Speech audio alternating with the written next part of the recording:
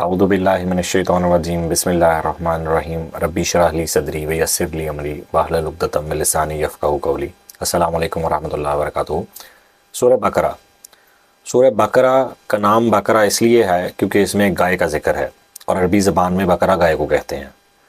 نبی صلی اللہ علیہ وآلہ وسلم نے بہت سی صورتوں کے نام کچھ نشانیوں کے طور کے اوپر اللہ تعالیٰ کی رہنمائی کے ساتھ اس طرح سے رکھے ہیں کہ ان میں ان چیزوں کا ذکر ہوا ہے، جبکہ صورت مکمل طور کے اوپر اس کا بحث کا دائرہ کار بہت وسیع جو ہے وہ ہوتا ہے۔ اس حوالے سے سورہ بقرہ کا جو زمانہ نزول ہے یہ زیادہ تر جو ہے وہ مدنی دور کا ابتدائی دور ہے،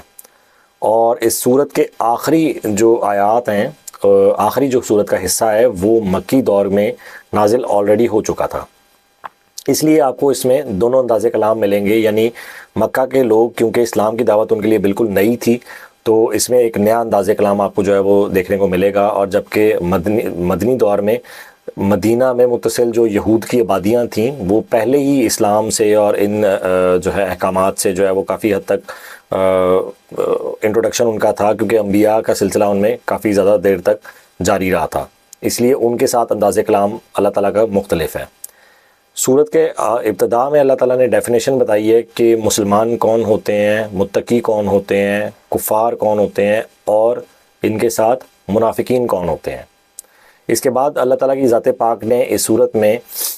کیونکہ مدینہ میں ایک ریاست قائم ہو چکی تھی، تو اس ریاست کے لیے تہذیب و تمدن اور اس کے سیاسی معاملات، معاشرت، معیشت، ان سب کو ڈیفائن کرنے کے لیے رولز ریکوائرڈ تھے اور قوانین ریکوائرڈ تھے، تو ان کے بنیادی اصول جو ہے وہ نبی صلی اللہ علیہ وسلم کو بتائے ہیں جو آپ نے وہاں پہ نافذ کی ہے۔ سورت کے آخر میں جو مکی دور کا سلسلہ جو پہلے آیات نازل ہو چکی تھیں، ان آیات میں مکہ والوں کے لیے جو ہے وہ مکمل مختلف ایک انداز کلام جو ہے اللہ تعالیٰ نے اختیار کیا ہے۔ اس کے ساتھ ہی اللہ تعالیٰ نے